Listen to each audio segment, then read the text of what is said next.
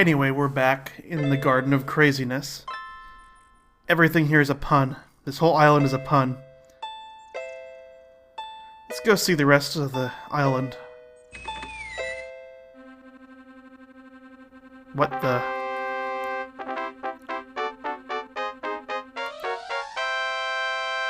Alexander is standing at the edge of a strange land with rolling checkered hills.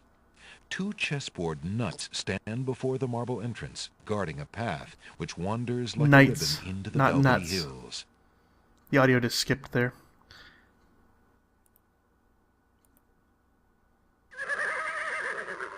Excuse me, what land lies beyond? What land? Chessboard land, you knave. I see. And is chessboard land part of the land of the Green Isles? It is the home of the red and white queens, rulers of the Isle of Wonder, fairest of the islands that owe loyalty to the king of the land of the Green Isles. But perhaps not for long. What do you mean?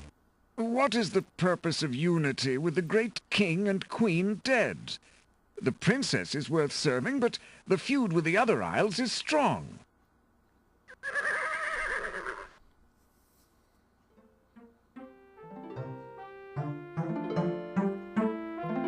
Why, hello, ladies.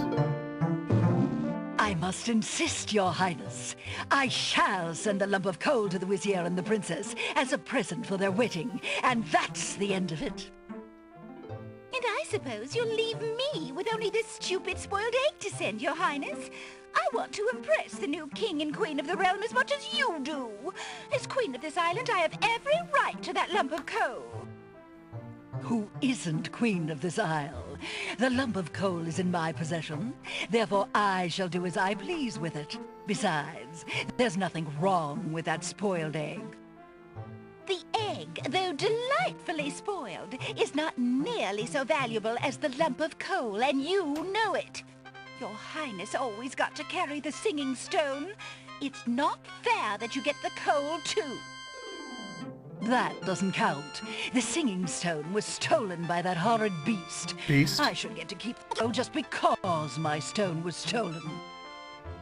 It wasn't your stone. It belonged to the Isle of Wonder treasury. Your Highness always thinks that everything is hers. Excuse me, my good man, but could you settle an argument for us? Which of us should get to carry the coal and which the egg? Remember, white is the color of deserving truth and virtue. Quiet, Your Highness, and let him make up his own mind. I, for one, shall be more proper, and not even mention the fact that red is the color of love. I'm sorry, Your Majesties. I'm partial to both red and white, but I'm afraid that I don't know how to solve your problem. One of you will just have to be gracious and allow the other the lump of coal. What a ridiculously stupid idea. Quite ludicrous. He was a lot of help, wasn't he? Oh, yes. Obviously a man of high intelligence. Are they children? The lump of coal goes much better with my gown anyway. Black and red are imperial colors. That's the silliest thing I ever heard. Red does not go with anything, being much too self-conscious. White is the perfect accompaniment to any color.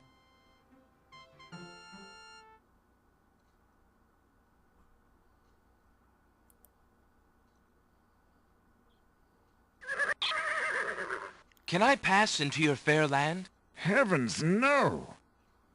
No humans allowed in chessboard land. Never have been, never will be.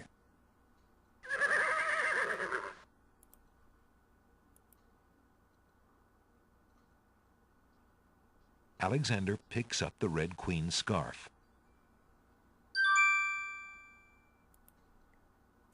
Oh, hi, Tomato. What do you want from me? A recitation or something? Leave me alone! Yeah! What do you want from me? A You're recitation? crabby. Hands off, you! Poke. Okay, Hands okay. off, you! Let's look at this. The lady's hair ribbon is made of the finest red velvet. A long strand of black hair is Well, that's caught in the Casima's. ribbon. This is the Red Queen's. The scarf is made of red silk. Oh, wait, look at my... Alexander is carrying what little remains of a head of iceberg lettuce. The lettuce is rapidly melting. Anyway, I have a use for that lettuce, so let's get off this island before it completely melts. And believe me, it does melt.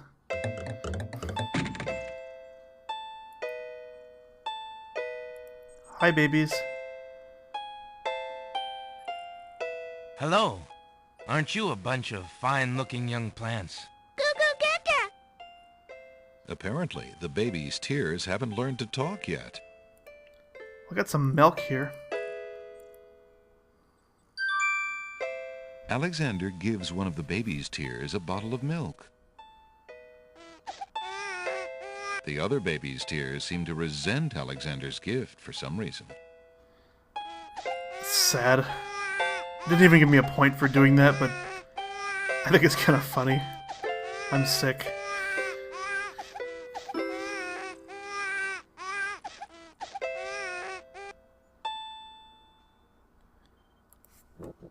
Let's take another bottle of milkweed.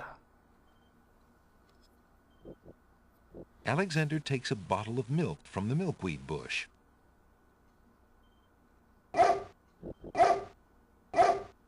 Apparently, the dogwood tree doesn't like Alexander standing that close.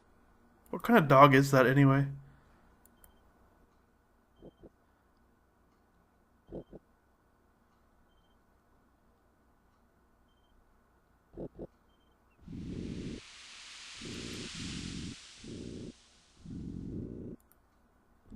So let's head out to the Isle of the Alexander Beast. pulls out his magic map.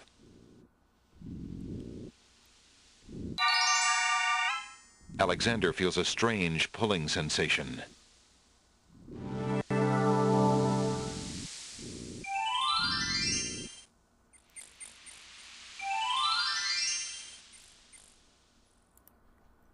Walk into the island a little bit.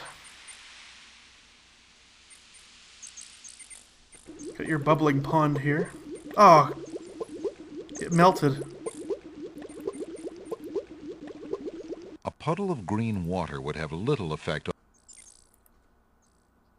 Alexander doesn't want to alter the... Anyway, you can kind of guess what I do here. You throw the iceberg lettuce into the pond, but you gotta get here before it melts. So I'll be right back. Alexander pulls...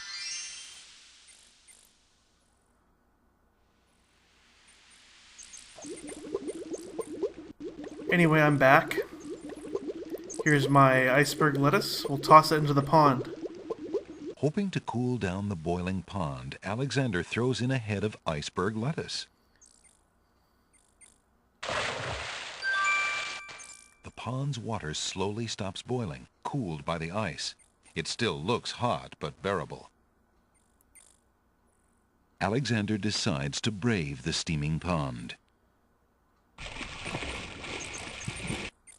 Ouch! Ow! Ooh, ooh, ooh, ouch! The pond is no longer boiling, but it's hardly bathwater.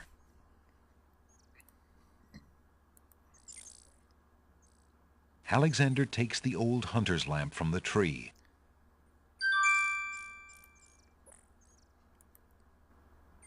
What's back here? As Alexander continues down the path, he gets the strange feeling that he's being watched. Come on over here and see what I'm doing with these flowers. Never mind that stone fella on top of the gate. He won't hurt you any. He's just there to scare you. What's that guy look like? A stone archer sits atop the lintel of the gate like a silent guardian. His stone bow is tightly drawn and fitted with a single stone arrow. A pleasant-looking middle-aged man is busy tending a small garden just past the wall. Alexander sees nothing of it. It's following me? That's just creepy.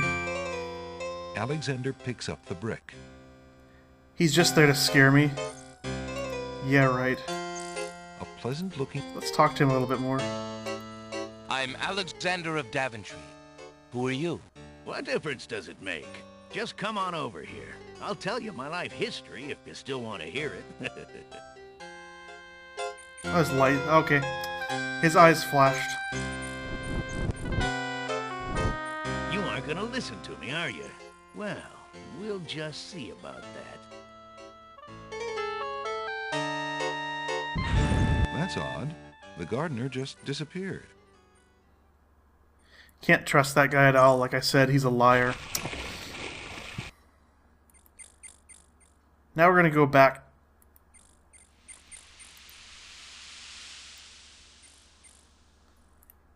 There's something we forgot to do at the bookshop. Alexander feels...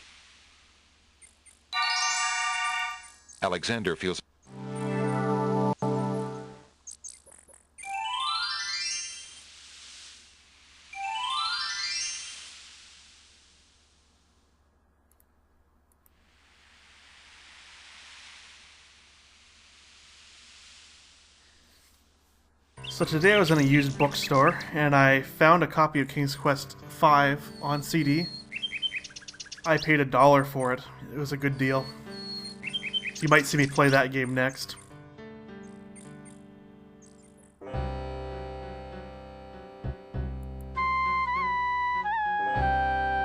we see that already?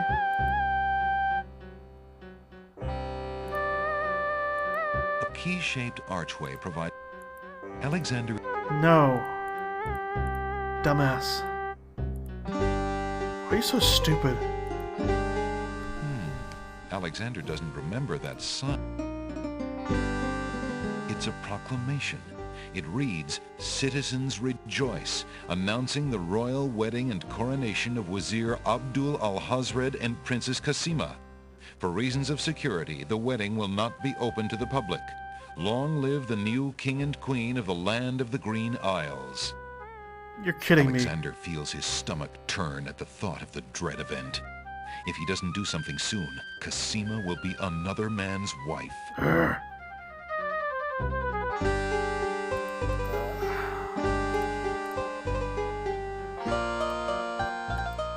Let's go into the bookshop.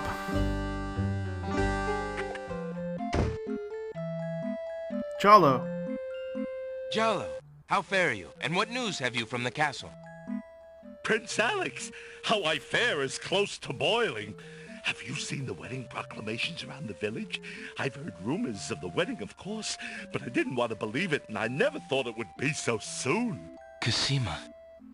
Married. Oh, it is an unpleasant thing to swallow, friend. If only I knew Kasima wished it. Tell me about the Wazir, Jalo. The Wazir? Now there's a dangerous subject. His name is Abdul al-Hazred. He came to the kingdom 15 years ago. The king was fascinated by his knowledge and his fine-sounding ideas. It didn't take long for al-Hazred to convince the king to trust him with the minor problems of daily government. You see, Calafim had a wife and a new daughter he wanted to spend time with. Al-Hazred became Wazir. And now? Well, he's had his eye on Kasima ever since she was a young girl.